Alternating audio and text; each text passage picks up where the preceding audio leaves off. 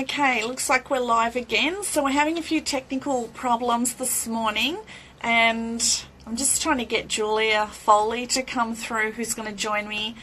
Okay. Hi, Tom. Thank you for coming back. We're just trying to figure out what's going on. I keep having to jump off and jump back on, so hopefully Julia will come in a minute. I really, really want to talk to her about BPD. So, let's see. Yeah, I did request her, and then she sends a request to me too, but the problem is I can't hear her and she can't hear me.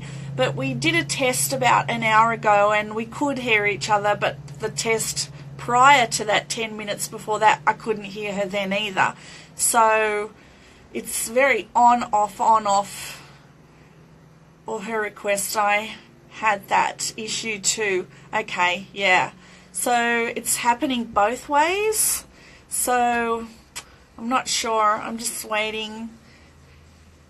Do you have any suggestions, Tom? Because we're running out of ideas. I think we've reset the phones. We've done absolutely everything.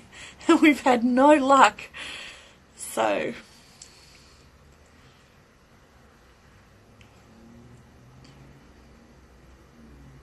And it just seems to be happening with Julia, nobody else that I talk to. So it's a bit disappointing for both of us. Do you want to send me another request, Julia?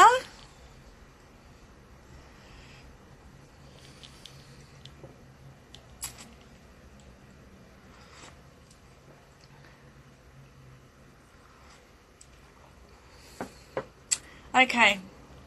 Alright, so she sent me another request. Let's go in. Hope that this works.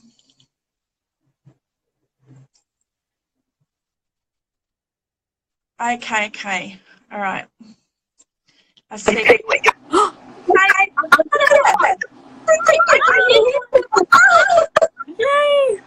Oh my god. Awesome. Thank God. What is going on? I literally have no idea. I don't know. It's a bizarre thing. I mean, when I went live with that, I think his name is John, with the mental minute thing, it was totally fine. And this is the only time I've ever had an issue. Like, and my boyfriend and I actually, just before this, practiced it on our phones, and it was fine that way too. I have no, it's so weird. So weird. Someone not want us to talk. I know, right? Okay, we can't listen to your American accent. Is it bad?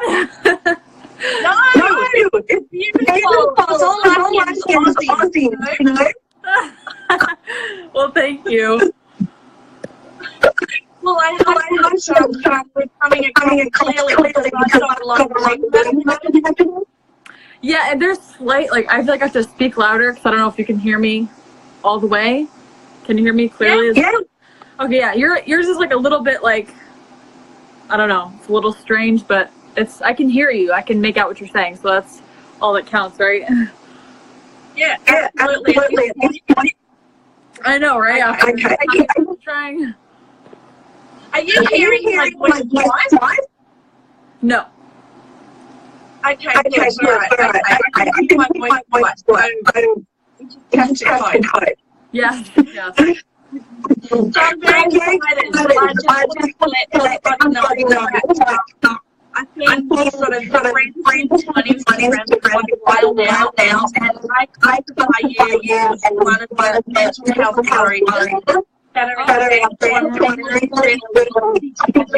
and I've heard your voice for quite a while, and I've been looking at posts talking about the mental challenges, and it's amazing, and I'm really excited that you showed me. And today we're going to talk about personality disorder and all the stigma around BPD. All I say is much there is schizophrenia, and that's just what I mean. Because just looking at the stats, about 4 million people in America alone diagnosed with borderline personality disorder. And that's scary because there's so many different varying BPD, just different people, and we're all not the same, and everybody's different, and I hate the labels. Sometimes on the journey to ending the stigma, we have to talk about some of the labels so that we can understand them and understand the people behind them, and hopefully get to a point where, I mean, diagnosis is often great, but it doesn't sort of define us, if you know what I mean. Right. Yeah, I mean, like, that's my experience. I mean, I've heard people, like, say they don't want that label at all. Or, like, I've read stories of people who are, like, in shock when they figured out what it was, probably because from what they've heard, borderline sounds like, you know, horrible, like, nobody wants it and all that stuff. But, like, that's just because if you read about it, you Google it, you don't find, like, the nicest things about it online. So, I mean, and depending on, like, where you are on the spectrum, I mean, it could be, you know, symptoms could be worse or, you know, not as bad. It really depends on the individual. But when I was diagnosed, I was like, finally, there's, like, a name for what I'm feeling. Because I went years thinking, like, okay, it's more than just depression, it's more than just anxiety, but I didn't have a name for it. And then I found borderline myself, actually, while searching online about, like, mental health and all that. And I started reading through, and I was like, oh my God, like, I strongly identify with all of these things. And I started reading people's, you know, stories and all that. And I was like, okay, pretty sure I have this. But I was, like, relieved once I was diagnosed by, like, professionals, because I was like, now I can, you know, get proper treatment or whatever. And, you know, I'm not insane. There's a name for what I'm feeling, so it was good. Yeah, okay. So yeah, it's a bit of a double-edged sword. Some people don't like the diagnosis, some like to help them, so it's a bit of a double-edged sword.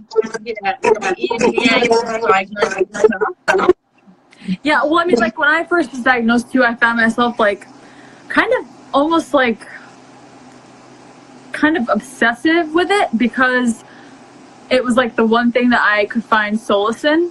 It was the one, because a part of BPD is unstable self-image. So once I was diagnosed with it, I was like, okay, now I have, this is kind of me, even though I don't think that anymore.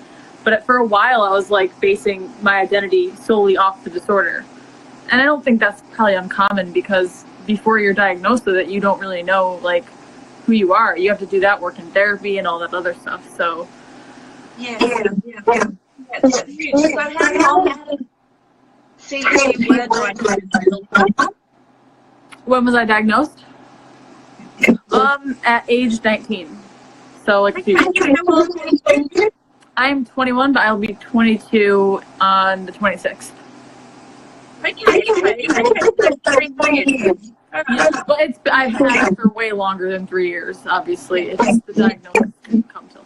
And that's another thing, too, like, I don't know how it is in Australia, but in the States, you can't get diagnosed with it until you are 18 years old, which I think is insane, because the symptoms, like, looking back, like, in hindsight, like, they were all there. Everything was there. You know what I mean? Like, it's just a shame that you can't get diagnosed a little earlier than 18. I think it would save a lot of people. Yeah, I think John knows anybody else puberty, because puberty brings in a lot of stuff actually, and all like BPD. Right.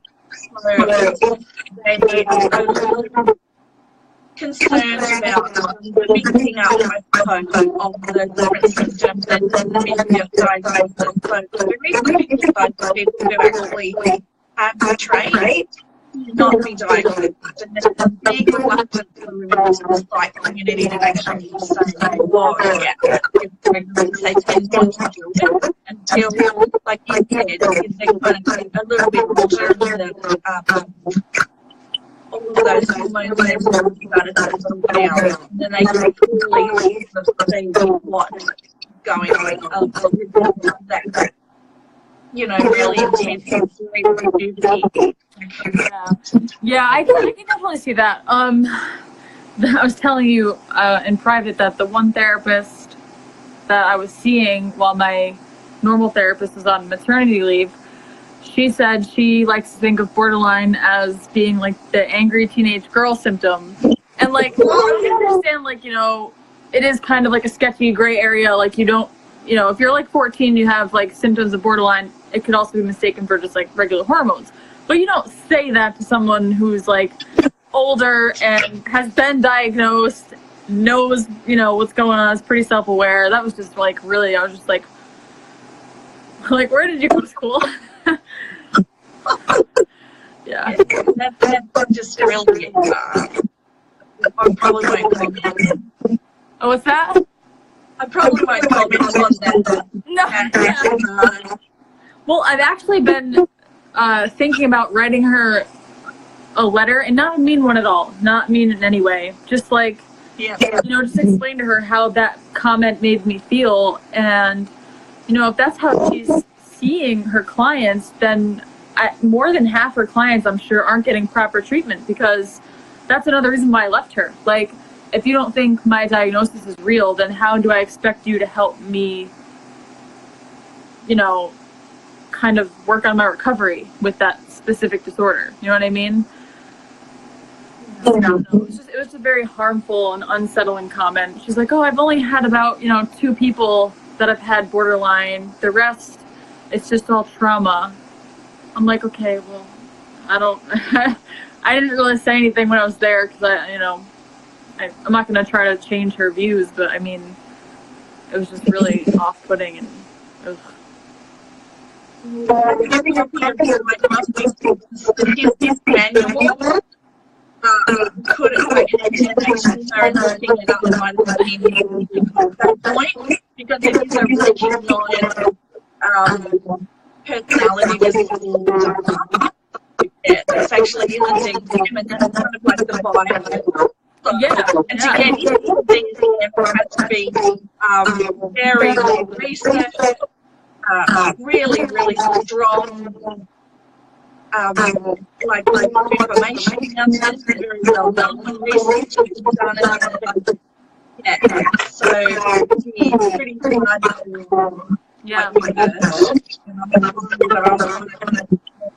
be coming across these journeys through mental health, and I'm sure people have heard the same thing. A lot of my patients was like, well, I've had 5 or 6 people diagnosed, depending on who I go to. So, yeah, that's hard for them. Yeah. Got a long way to go in mental health. Yeah, I mean, I even wanted to sign up, not really sign up, but, you know, send in a form at the college that I go to get, like, you know, to be on like a disability thing. Like, if I need to leave class or something for a panic attack or whatever, they would know I'm not just ditching class, I'm having a mental health issue. And she was like hesitant to put anything down other than like depression and anxiety on the form. Like, I was like, why? Like, I wanted to put these things down so that they're aware, you know what I mean? Like panic disorder and all that, like, because it's important. Why would I try to like hide that from anybody? You know what I mean? Like, I only saw her like 3 or 4 times, because I tried to give it a chance, because I know sometimes therapy can be like, you know, you have to wait a few sessions before you can know. Usually, like, it takes a couple sessions to figure out whether you like the therapist, you click or whatever. And she was super nice. Like, she wasn't a mean person. Her therapy, like, the way she did it just wasn't my thing at all. So what does therapy work, Julie? What's your go-to? Because I've got my favourite.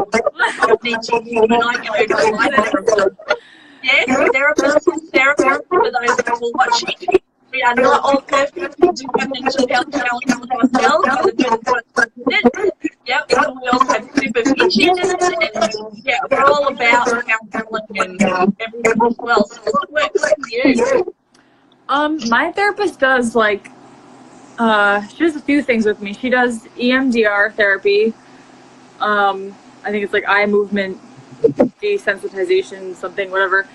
And then she incorporates some DBT in there, some CBT. Did you want to explain what all those acronyms are according to the label? CBT, dialectical behavior therapy, which is actually aimed specifically for treating borderline personality disorder. And that's all about just like, you know, distress tolerance skills and, well, you know all this, but for people watching, emotion regulation, I forget the other two, but, you know, those types of things. Mostly like distress tolerance and, you know, trying to keep myself mindful and in the moment and those kinds of things. And then CBT is cognitive behavior therapy, and that is just changing the thought process, changing the way you think, and, you know, just basically I think that's like that. If you want to elaborate on it, you're the professional, so. Okay, so which one do you think really works well? Which is your go-to when you're really comfortable stuck? Which one would you say could be that good? Honestly, like DBT works like as far as like using distraction when I'm feeling anxious and stuff like that. But I think probably the EMDR has helped me a lot with like trauma, like working through that. But I say my number one is probably the CBT, because a lot of my borderline symptoms have to do with thoughts that are not true, or they're like, you know, kind of like delusional or paranoid thinking. So I'll usually like run through like a mental list if that's the case, like, okay, you know, what is the evidence behind this thought, you know, just try to go through and check off the list and try to like figure out what's rational and what's irrational. I'm just checking up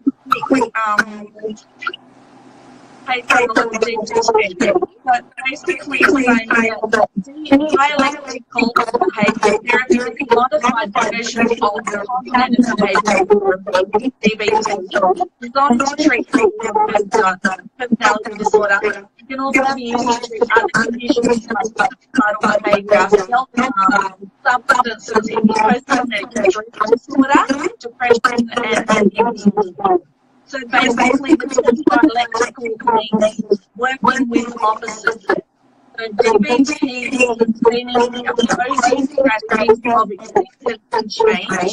The therapist accepts the injustice but acknowledges that you can change according to how you move toward your goals. So during a course of DBT, the therapist works with you to help you move away from the chaotic life and towards a life that you find meaningful and fulfilling.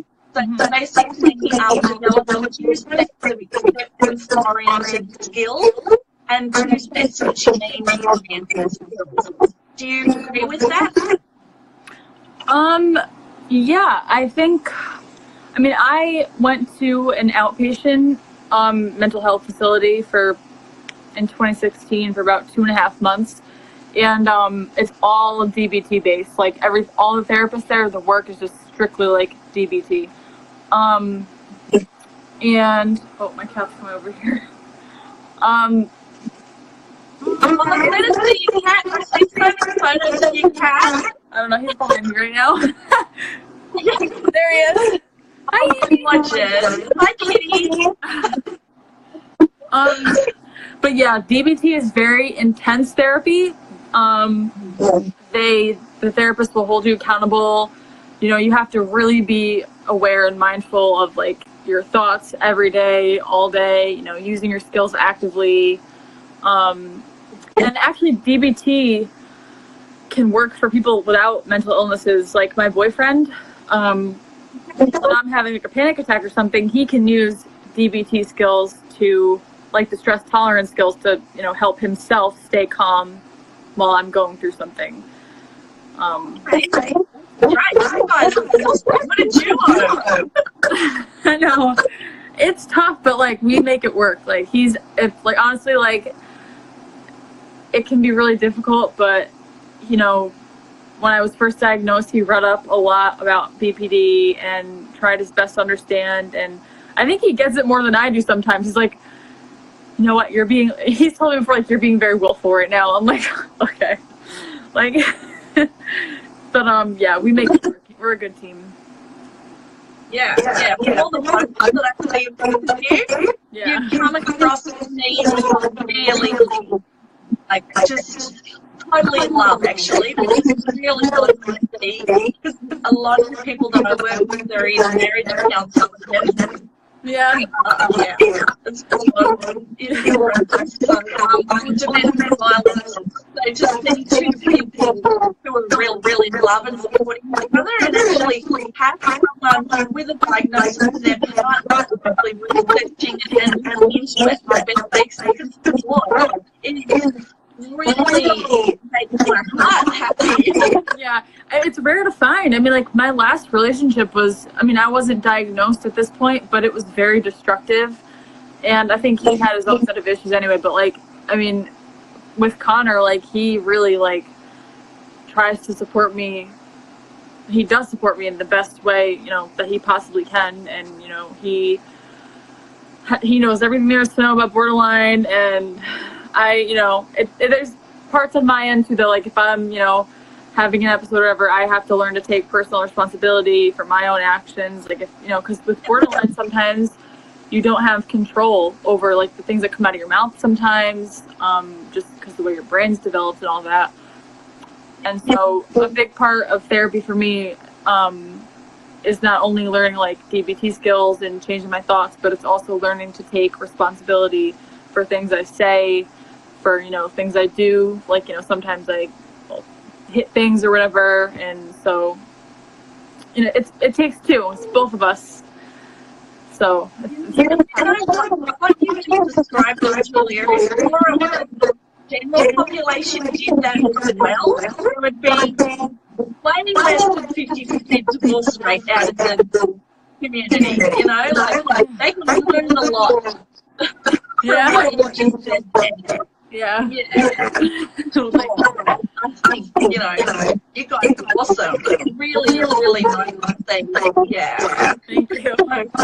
Yeah. It also says here that learning how to recover awareness is a moment and to acknowledge that thoughts, feelings, behaviours, and bodily sensations as they occur without having to control or manipulate them.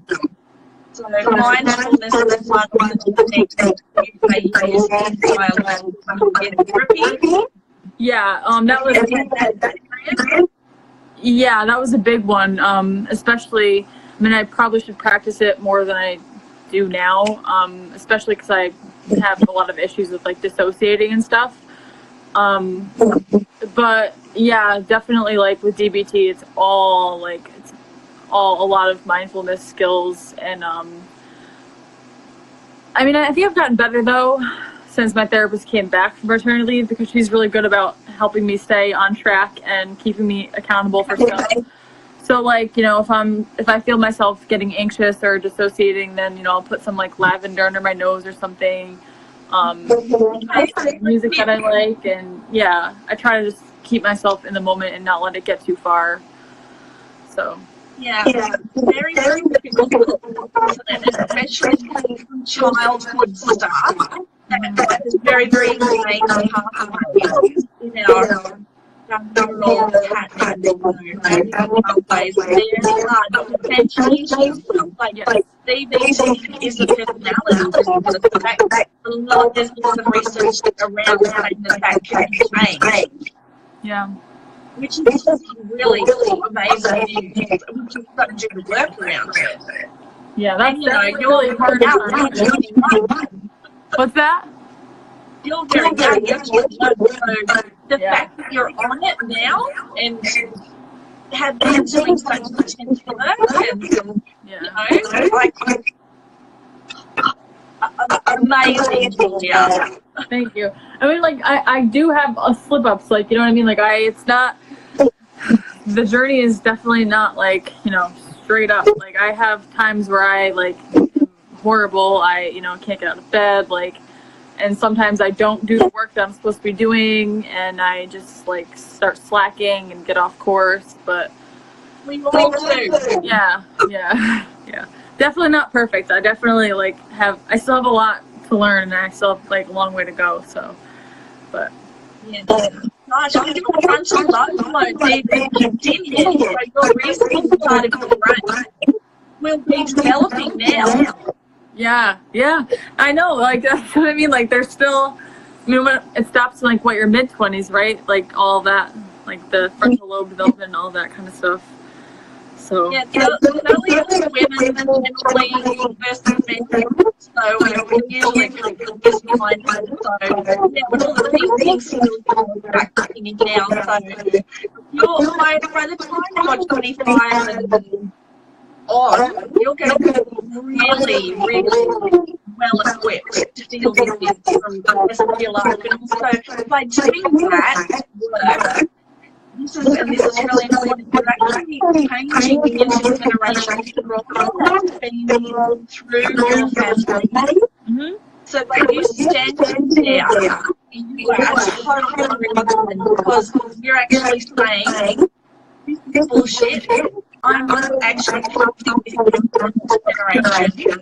I'm understanding this, and that's okay. It's coming down my line, and a lot of the trauma I've experienced from intergenerational trauma, which it usually is, but I'm actually doing something about it now so that I'm trying the best I can to stop it from going through into the next generation.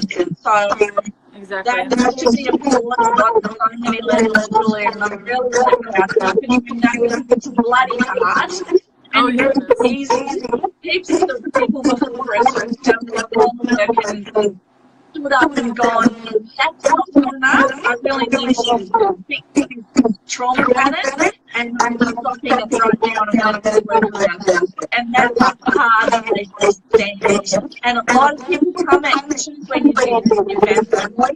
Because a lot of people don't like you to step into that space. A lot of people don't like status changing in the family.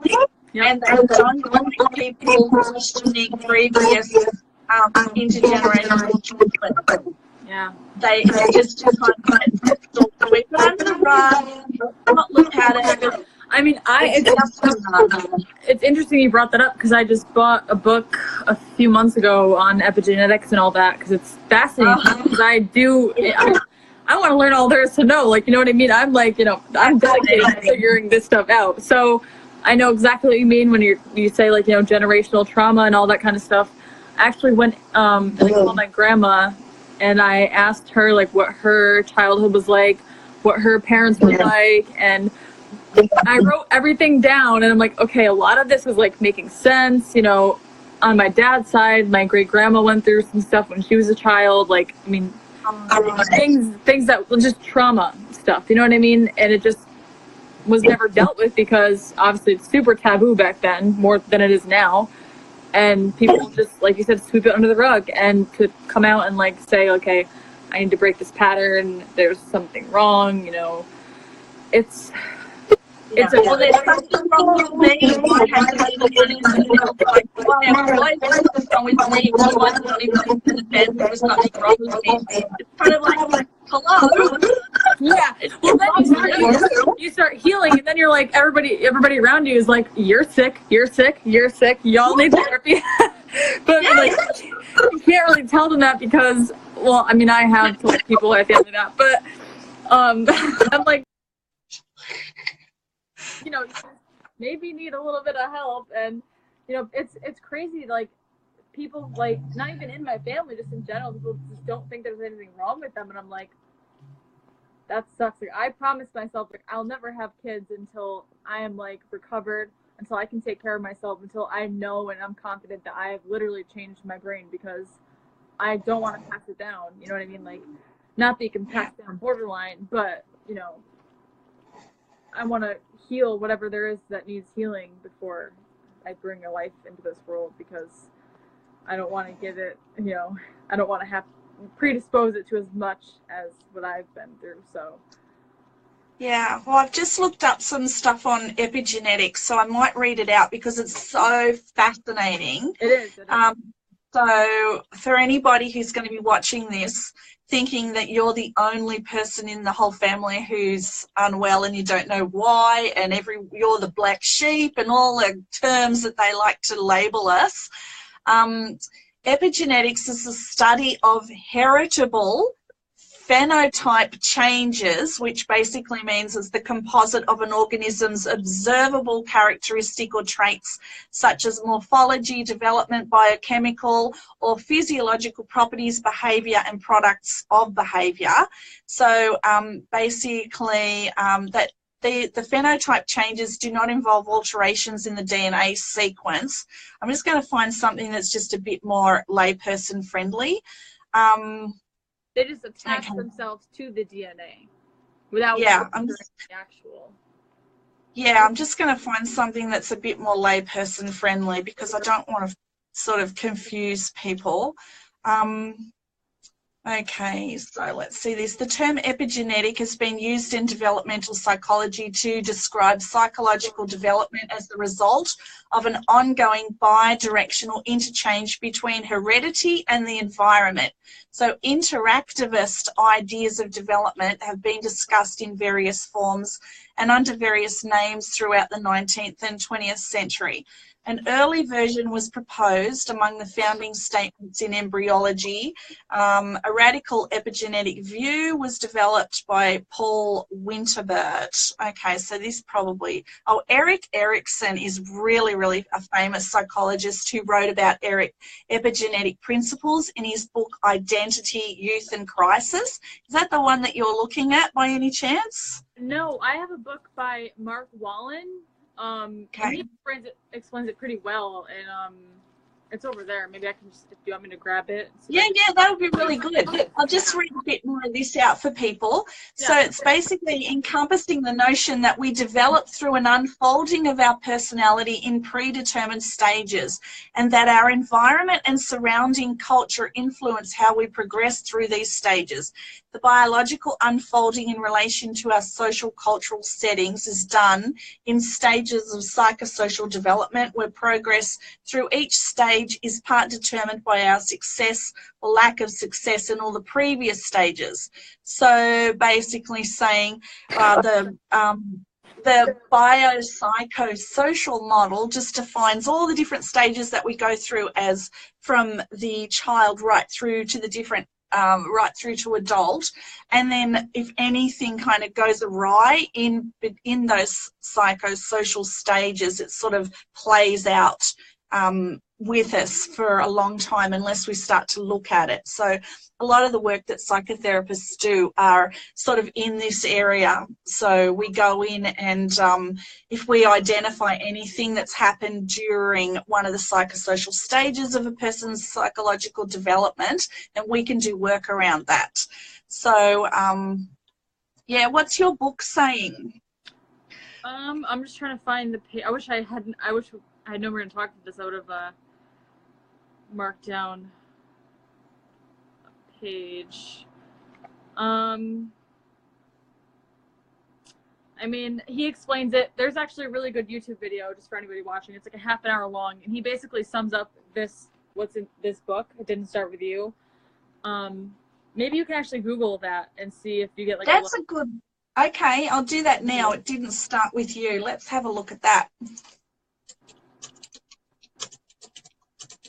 Yeah, this says, like, when your grandmother was 5 months pregnant with your mother, the precursor cell of the egg you developed was already present in your mother's ovaries. This means that before your mother was even born, your mother, your grandmother, and the earliest traces of you were all in the same body. 3 generations sharing the same biological environment. So that's like, I mean, it goes deep, like really far back. Yeah.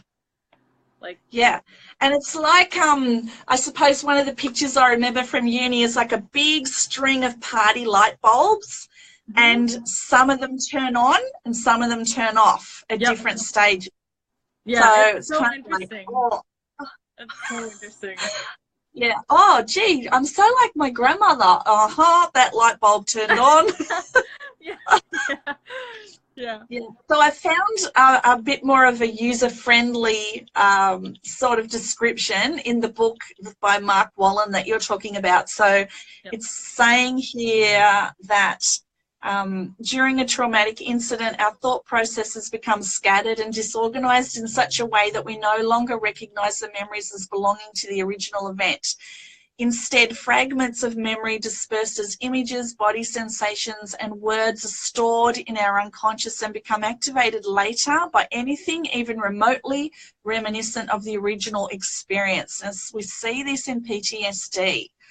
So once these are triggered, it is as if an invisible rewind button has been pressed, causing us to reenact aspects of the original trauma in our day-to-day lives. Unconsciously, we could find ourselves reacting to certain people, events, or situations in old, familiar ways that echo the past. So, yeah, pretty interesting. But what a lot of, it says here, recent advances in imaging technology have allowed researchers to unravel the brain and bodily functions that misfire or break down during overwhelming episodes. So Bessel van der Kolk is a Dutch psychiatrist known for his research on PTSD, and he explains that during a trauma, the speech center shuts down, as does the medial frontal cortex, the part of the brain responsible for experiencing the present moment. He describes the speechless era of trauma as the experience of being at a loss for words, a common occurrence when brain pathways of remembering are hindered during long periods of threat or anger. So when people relive their traumatic experiences, he says the frontal lobes become impaired, and as a result they have trouble thinking and speaking, and they are no longer capable of communicating to either themselves or others as to precisely what's going on. So yeah, full on. Yeah. So yeah, it's pretty important that people know about what they're dealing with, really, when it comes to this stuff. And yeah, I mean, know, like in borderline, I think when you were explaining about the frontal lobes, like they're underdeveloped from the traumatic experiences or whatever, which is why we have trouble expressing ourselves in appropriate ways and, you know, asking for what we need, because a lot of us have like the emotional skills and, you know, kind of even like the where our brains function are not, you know, they're not aligned with how old we are. It's like we're like a small child at times. Like we don't know how to like express ourselves because of our frontal lobes being underdeveloped, and other parts are like way overdeveloped, not overdeveloped, but like, you know what I mean. Yeah. Yeah, and be a little bit out of balance. Overactive. Yeah. It's really, really important that if you're ever having any mental health challenges like this, that you understand what's going on. Yeah. Or else basically you just stay in a sort of an abyss of distress. Yeah. Like it's not very empowering staying in there either. And a lot of people just start the drinking and the drug taking and just kind of get it out and to settle it and to do whatever, but it's going to come back. So just to have the talk therapy and just to go and find some help of any kind and get empowered and learn some of this stuff for yourself. If it's not making sense, move to the next thing, you know. Yeah. Some of the stuff I've just looked at there just online, it's like if you go in there and are looking at epigenetics, it might blow your mind, but like try and find stuff that's at your intellectual level. And whatever, if you want to read the academic papers, they're all there too. A lot of people don't realize how easy it is to get to the academic papers, and a lot of the time you can just go through Google Scholar and research. You just put Google Scholar in Google and it'll take you to the academic part of Google. Oh, I didn't even know that.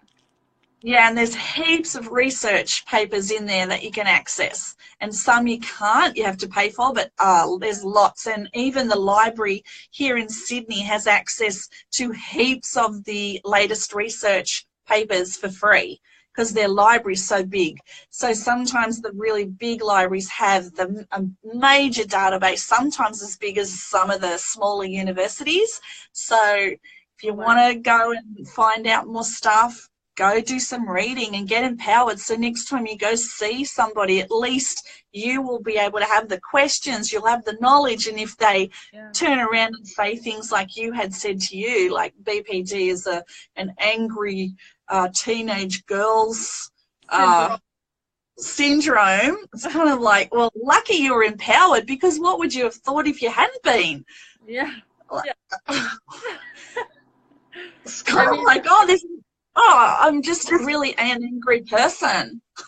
I know, right? Like, that's why I almost feel kind of like compelled to write like a little bit of a letter, like not an angry one, just like saying, listen, like that might like harm people that you're treating more than it helps. Like, and I understand some people don't want the diagnosis, they don't want the label. Like, I can understand that completely. It's scary. But at the time, if the person doesn't want it, at least the therapist should quietly acknowledge it and treat them appropriately, because otherwise they're just gonna, they're not getting the right care for their issue. Yeah. So can I go through my SEMPI model with you, Julia? Yes, of course. Yes. Okay, cool. So for those of you who don't know this model, this is basically, I'm just going to put it up here. So, it's probably backwards on Instagram, isn't it? That's not helpful. So basically, what happens if you ask someone, are you okay? And they actually answer no. So that's where this model comes in. And it's also just a general check-in model of questions that you can go through with anybody, so you can get a snapshot of exactly where they are. So after this, once Julia's answered the question, we should know pretty much exactly where she is physically and mentally. Are you nervous? No, it's okay. It's okay. Okay.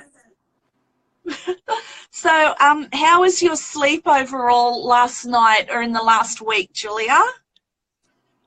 It was actually pretty decent. I got about 7.5 hours to 8 hours each night, which is good. Okay, that's good. Yeah. So when you started to go to sleep, did any thoughts keep you awake?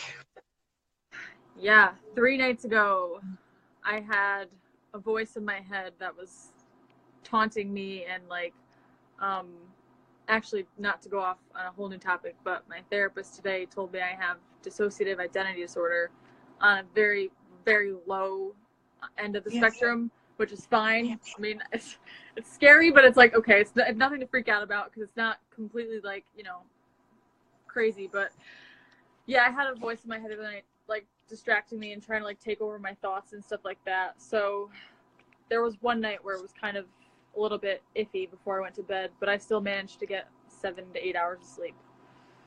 Okay. So was there a thought that stood out? And the next question is, would you like to speak about this thought? Because you don't have to, because we're live. So that's the following questions to hear. So was there a thought that stood out, and would you like to speak about the thought? Throughout like the whole week, or just throughout that one night? Just any that stood out for you that was disturbing, or? I mean, pretty much just that one night where I was just trying to think about something, and this guy would completely like derail my thought and just take it somewhere else and like mock me and laugh at me and say like, haha, too bad, I'm not gonna let you finish your thought, or something weird. I don't know. I don't know. I ended up, and then he started saying something. The most disturbing that stood out was he started like saying something over and over and over again because he knew it was like annoying me, and it wouldn't go away. So I don't know. That's the thing. Okay. So that's pretty huge, and I'm really glad that you're talking to the therapist about that. Yeah. So are you feeling calm about going to sleep, or do you need some extra support? I need some extra support, definitely. Okay. So what sort of support do you feel would help you? Well, I take my medicine before bed, and usually I'll have Connor like just tickle my back or something, and I'll put on like a comforting movie, like a Disney movie or something, just like a little kid movie, feel good movie or something. Okay, okay. So you've got some pretty good strategies in place already. Yes. Okay, because the next question, number 8, is do you need extra talking time or to see a healthcare professional? So when we're working with this model with people, we always offer them this right at the very end, so that gives them an opportunity if they need to go and see someone. We can actually offer to go with them and support them. So it sounds like you've got really good support at the moment anyway. Yes. Yeah. Okay, so the next one's E for emotion. So that's the red. So that is, are you feeling any upsetting emotions at the moment? No, not at this moment, no. Okay, so number 2 is just an example of what that would look like. So crying, withdrawn, unsettled, or just not sure. So if you're not having any unsettling emotions at the moment, then we bypass all the rest of these questions and we go to M, which is meet your basic needs. So basically, have you had enough to eat and drink today, Julia? No, I still have not eaten dinner, and I have to do that. So. Okay, okay. All right, that's, yeah, really important. So, do you have enough clothing to keep you warm, cool at the moment? So meeting basic needs here. Yes. Yeah. Okay, so if anyone was to say no to that, then we just go through the questions down here. This pertains to a lot of people who are homeless or in nursing homes, and people haven't brought in enough clothes for them, like family members or kids who are going through divorce, like their parents are going through divorces, and some of them have got clothes at the other parent's house and they're not willing to speak up about it. So that's a lot about what this question is. So it sort of pertains to everybody in community. Yeah. So, and then at the end, we just offer, would you like to get some more, some food, water, or clothing? Would you like me to go with you? So it's just an offer of, again, really practical support. And then we've got P, which is the physical health, which is pink. And so how's your physical body feeling, Julia? It's feeling pretty good, actually. I got some exercise in yesterday, and Cool. yeah, it felt pretty good. Exercise always feels nice. Yeah, well, it releases all the feel-good endorphins. Yeah, So, definitely. yeah, it's like taking an antidepressant. Yeah, naturally. Like, yeah, exactly. It feels really good. yeah, yeah, yeah. So, are you noticing any unusual symptoms or any pain? Is there anything that's standing out? So, you're probably answering no to all of these, but this goes a long way for people in hospitals, people who are like kids in school. We had one little girl say, actually, my arm's really, really, really sore, and it turned out to be broken, and it turned out that she'd been thrown across the lounge room. So, because we've got this model in schools as well, so the kids, especially the ones who are being bullied, we can always tell just by them answering this question, like where they're at exactly in the home and stuff, and in the schoolyards and stuff. So, yeah, so it just goes through that. Are you coping? Do you need more support? What are your physical symptoms like? Do you need extra talking time? And the schools model actually says, do you need to talk to your guardian, parents, school counsellor, whatever. So it goes a little bit further. This is the general community model. So then the last one is inclusion in community. So are you feeling part of your community, Julia? Honestly, like not as much as I'd like to, no. So Okay. So the next question here is, if not, would you like to talk to me now? And I can just listen without judgment. So that's something that people who are going through the model would offer the person that they're sitting with. So in this case, I would be you would be the I'd be the listener, and you'd be like just talking to me. So I'd offer you this at this point if we were out there, you know, sitting on a park bench or something. yeah. So yeah, so I just offer that to you, and then say, well, do you know where what the story is connected to? Like, so you're feeling isolated. Do you know what the story is connected to? Oh, absolutely. My illness. Okay. Yeah, can be very isolating. Okay. Yeah. Yeah. Okay, so and then the next question is this experience hard or upsetting for you?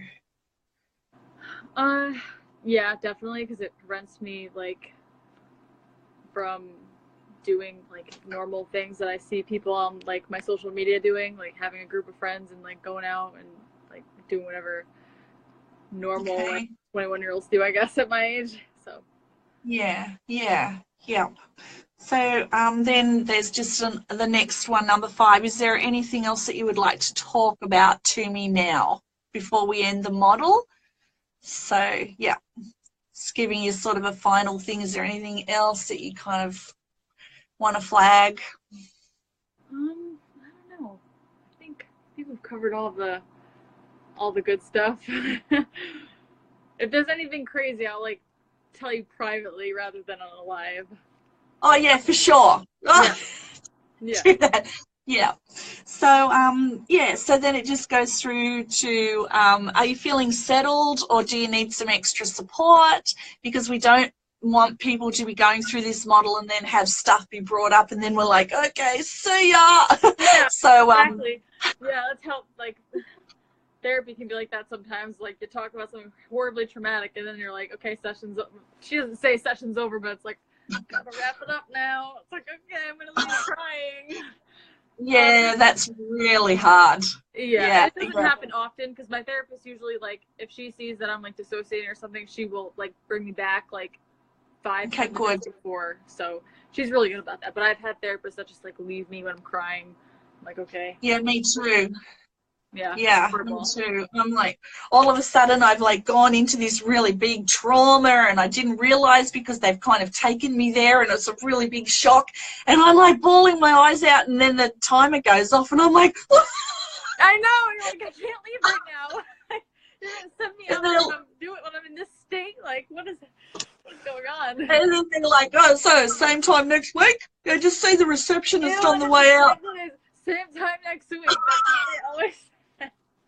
And I'm like, are you for real? And I'm like riding all the way out to the bloody car. And then I've got all this shit coming up. And then for the next week, I've like totally overloaded with all this crap that they've kind of ripped the lid off. Yeah, and I didn't know how to handle it. And I'm like, yeah, exactly. I know. Yep. I'm sure everybody that's been to therapy can relate 100% to that. Yeah.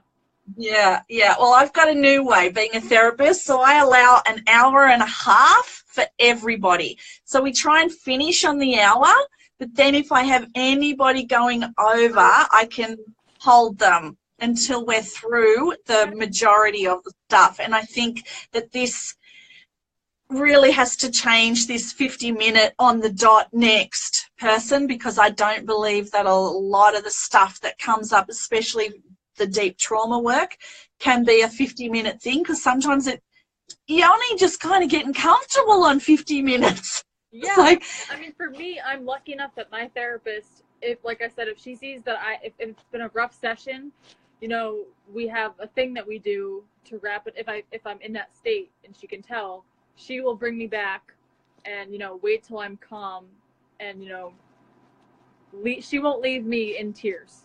You know what I mean?